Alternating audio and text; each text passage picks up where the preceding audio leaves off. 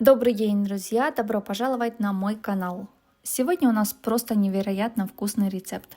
Готовим мягкие, воздушные, румяные пирожки с капустой. Эти пирожки буквально тают во рту.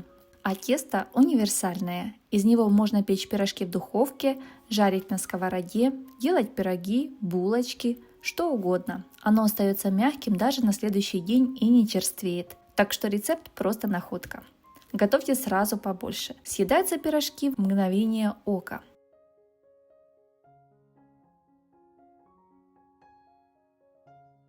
Для теста нам понадобится вода 200 грамм, 200 грамм молока, 2 столовые ложки сахара, чайная ложка соли, 2 яйца, 10 грамм сухих дрожжей, 50 грамм сливочного масла и муки примерно 700 грамм. Для начинки я взяла капусты полкило, 1 морковь, 1 луковица, растительное масло для жарки, соль, перец. Для обмазывания пирожков нам также понадобится 1 куриный желток и столовая ложка молока. Начнем с приготовления теста. В глубокую миску наливаем 200 мл молока и 200 мл теплой воды. Это сочетание делает тесто особенно нежным и воздушным. Добавляем 2 столовые ложки сахара, чайную ложку соли и 10 грамм сухих дрожжей. Теперь добавляем 2 яйца. Все хорошенько перемешиваем, чтобы дрожжи растворились. И растопленное, не горячее, теплое сливочное масло 50 грамм. Хорошо перемешиваем и начинаем постепенно вводить муку. Нам понадобится около 700 грамм. Добавляем ее небольшими частями, чтобы не переборщить.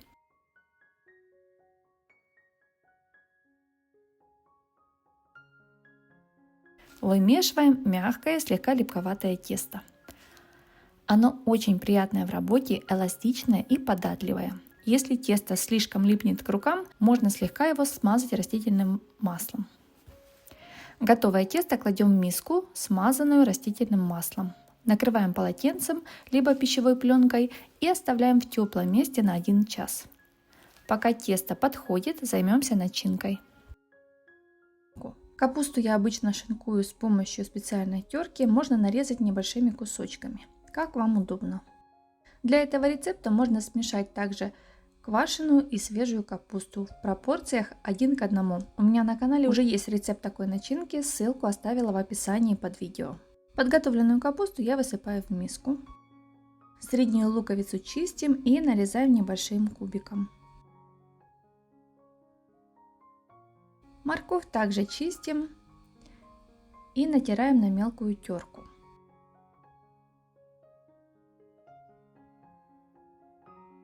В сковороду наливаем 2-3 столовые ложки растительного масла и высыпаем сначала лук. Пассируем на среднем огне до прозрачности, периодически перемешивая. Затем добавляем морковь. Снова хорошенько перемешиваем и тушим 1-2 минуты. Когда морковь станет мягкой, добавляем половину капусты. Она довольно объемная и может не вместиться в одной посуде. Поэтому я добавляю половину, перемешиваю. 1-2 минутки тушу все вместе, чтобы капуста уменьшилась в объеме. И затем добавляю вторую половину подготовленной капусты. Снова хорошенько перемешиваю, убавляю огонь, накрываю крышкой и готовлю 10-15 минут. Периодически обязательно поднимаю крышку. Все хорошенько перемешиваю и снова накрываю.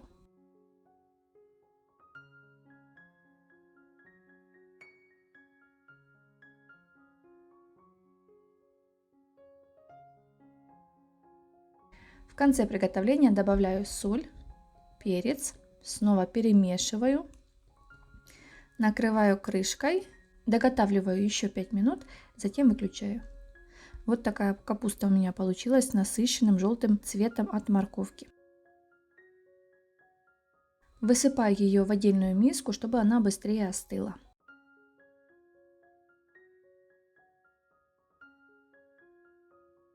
Теперь проверяем тесто. Оно увеличилось в объеме, пышное и воздушное. Достаем его и слегка обминаем.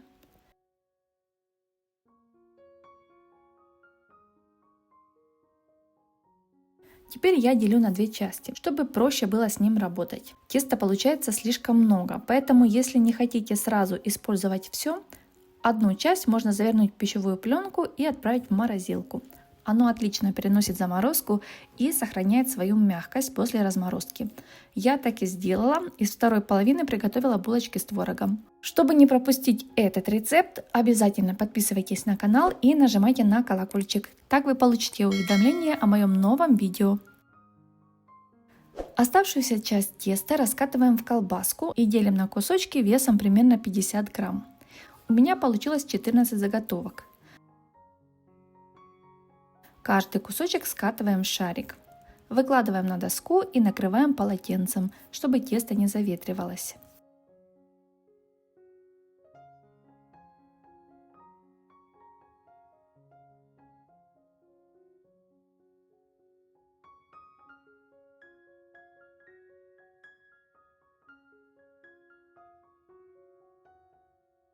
Теперь приступаем к формовке. Берем один шарик теста, слегка можно подпудрить поверхность мукой и раскатываем в тонкий круг.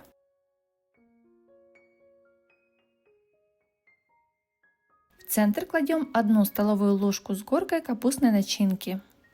Можно защипнуть края обычным способом, но я решила сделать красивый узор в виде косички. Так пирожки выглядят очень эффектно.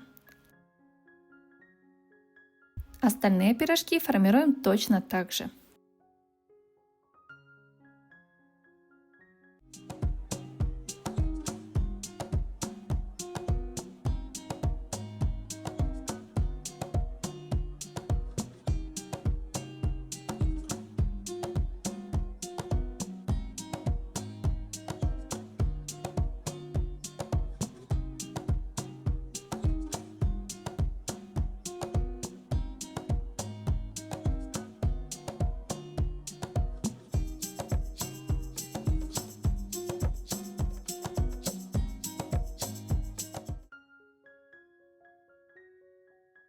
Готовые пирожки выкладываем на противень, засланный пергаментной бумагой. Накрываем полотенцем и оставляем на 20 минут, чтобы они немного подошли. Тем временем включаем духовку разогреваться до 180 градусов. Перед выпеканием смазываем пирожки смесью 1 желтка и 1 столовой ложки молока. Так они получаются румяными и блестящими. Выпекаем до золотистой корочки, это занимает около 20-25 минут. Вот такие красивые, румяные и невероятно вкусные пирожки у нас получились. Даем им немного остыть, перекладываем на блюдо и подаем к столу.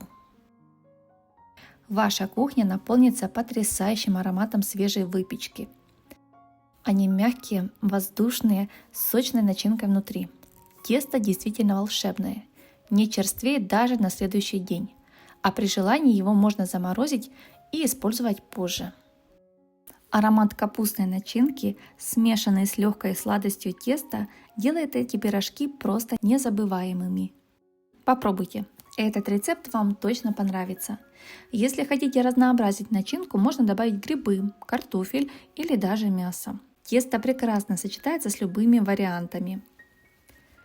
Друзья, обязательно попробуйте этот рецепт, он станет вашим любимым. Делитесь видео в соцсетях и не забывайте подписываться и нажимать на колокольчик. Так вы будете получать уведомления о моих новых видеорецептах. С вами была Неля. Всем приятного аппетита и мирного неба над головой.